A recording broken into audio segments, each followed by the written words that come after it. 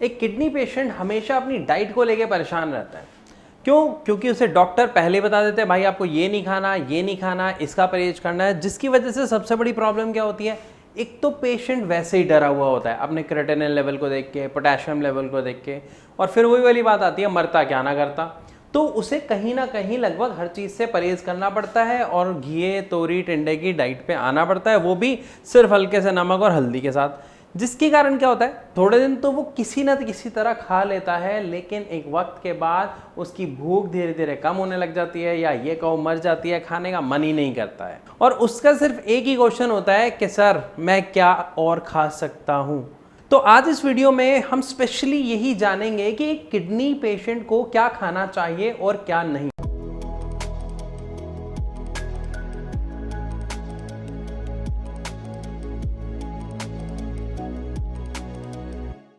तो चलिए सबसे पहले जानते हैं कि किडनी पेशेंट के लिए ब्रेकफास्ट में क्या क्या ऑप्शन होते हैं, वो क्या क्या खा सकता है जिससे उसका जो पोटेशियम लेवल है, क्रेटिनिन लेवल है, जो वेस्ट मटेरियल है वो बॉडी में ना बढ़े और चीज़ें कंट्रोल हो पाए। तो इसमें सबसे पहले आता है दलिया, दूसरा उपमा, तीसरा पोहा। ये तीन चीज़ें तो बहुत फ़ायदेमंद है। इससे ज़्यादा अगर हम बात करते हैं तो साबूदाना ले सकते हैं, सेवियाँ ले सकते हैं। लेकिन अगर व्यक्ति को डायबिटीज़ की समस्या है तो वो दलिए को मीठा नहीं नमकीन खाए, सेवियों को भी मीठे में नहीं नमकीन बना के खाए। तो नाश्ते में एक किडनी पेशेंट ये 5 चीज़ें बड़े आराम से सेवन कर सकता है, अलग अलग दिन रोटेशन करके, जिससे उसकी जो एक लिमिटेड डाइट थी वो टूट जाएगी, आपके पास ऑप्शंस बढ़ जाएंगे। तो किडनी पेशेंट ये नाश्ता कर सकता है। पहली चीज़ हमें समझ आ गई। अब बात करते हैं हम लंच की और डिनर की। देखिए लंच और डिनर में आप रोटी खाते हैं, आप चावल खाते हैं, ये कॉमन है, ये हर कोई खाता है। इसके साथ हम कौन सी सब्जी खाते हैं ये बहुत ध्यान देने वाली चीज़ है, क्योंकि किडनी पेशेंट को कौन सी सब्जी खानी है कौन सी नहीं ये उसे समझना बहुत ज़रूरी है। क्योंकि अगर उसे ये चीज़ समझ आ गई कि कौन सी सब्जी खाने से नुकसान है तो उसे अपने लेवल्स को कंट्रोल करने में बहुत मदद मिल जाएगी। अब यहाँ पे उसे समझना क्या होगा कि जितनी भी सब्जियाँ होती हैं उसमें सबसे ज़्यादा क्या होता है, पोटेशियम। अब पोटेशियम लगभग हर सब्जी में है, तो फिर हम कौन सी खाएं और कौन सी ना खाएं। अब यहाँ पे ये समझाया जाता है कि घिया, तोरी, टिंडा खा लो जी, बाकी आप कुछ नहीं खा सकते। भाई ऐसा कुछ नहीं है। यहाँ पर आपको समझना होगा कि कौन सी सब्जी खा सकते हो और कौन सी नहीं। कैसे समझेंगे? देखिए ऐसी सब्जी जिसमें पोटेशियम की मात्रा बहुत ज़्यादा है, अब वो कौन सी होती हैं? जितनी भी सब्जी ज़मीन के नीचे उगती है उसमें पोटेशियम बहुत ज़्यादा होता है। अब कौन सी होती हैं भाई ऐसी सब्जियां जिसमें पोटेशियम ज़्यादा है? आलू है, शकरकंदी है, शलगम है, चुकंदर है। तो ये सारी चीज़ें क्या है, ज़मीन के नीचे उगती हैं, तो हमें नहीं खानी। एक किडनी पेशेंट को अवॉइड करनी है ये। दूसरी, ऐसी सब्जियां जो हरे पत्तेदार हैं, जैसे आपका साग, बथुआ, पालक, मेथी, धनिया, पुदीना, कुछ भी जो हरे पत्तेदार हैं उनमें भी पोटेशियम बहुत ज़्यादा होता है। तो जब बहुत ज़्यादा पोटेशियम लेंगे तो पोटेशियम ऑलरेडी बढ़ा है, किडनी वर्क नहीं कर रही है, समस्या और बढ़ जाएगी। तो हमें क्या करना है, इन सब्जियों को बिल्कुल छोड़ देना है। अब बात करते हैं, अगर ये भी नहीं खा सकते और ये भी नहीं खा सकते तो भाई साहब सब्जी कौन सी बची है ना?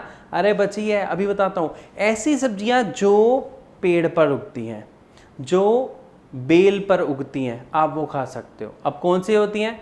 मटर, टमाटर, करेला, तोरी, सीताफल, घिया, टिंडा, तोरी। अब ऐसा नहीं है कि पोटेशियम इसमें नहीं है। देखो पोटेशियम मैंने कहा ना सब में है, लेकिन जो बेल पर उगती हैं, जो पौधों पर उगती हैं, ऐसी सब्जियों में पोटेशियम की मात्रा बहुत कम होती है, जो एक इंसानी शरीर के लिए आवश्यक है, जिसे वो इजीली डाइजेस्ट कर सकता है। इसीलिए एक किडनी पेशेंट को सलाह दी जाती है कि वो इस तरीके का भोजन खाए। अब हमें दोनों चीज़ें पता लग गई कि हरे पत्तेदार सब्जी नहीं खानी, ज़मीन के नीचे वाली नहीं खानी, बस क्लियर हो गया अब हम क्या खा सकते हैं।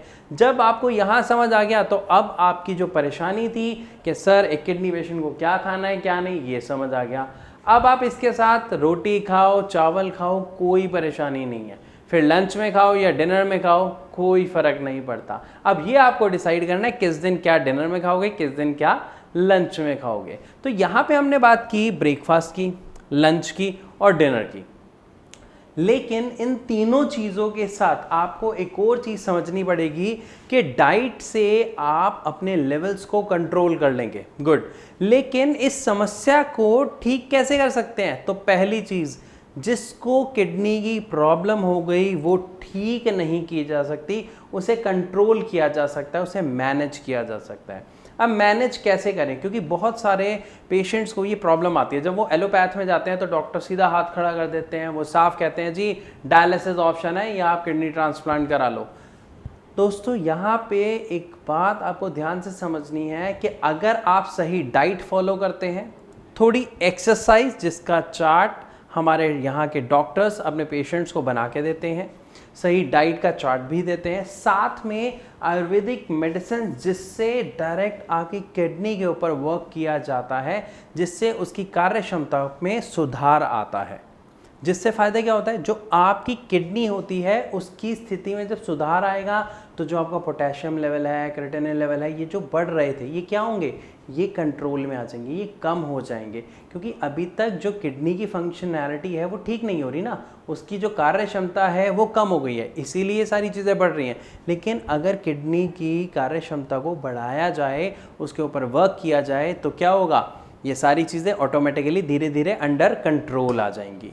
अगर यहाँ पर आपके दिमाग में कोई सवाल है या आप हमारे डॉक्टर से फ्री ऑफ कॉस्ट कंसल्ट करना चाहते हैं, तो नीचे दिए गए नंबर्स पर आप डायरेक्ट उन्हें अभी कॉल करके कंसल्ट कर सकते हैं फ्री ऑफ कॉस्ट।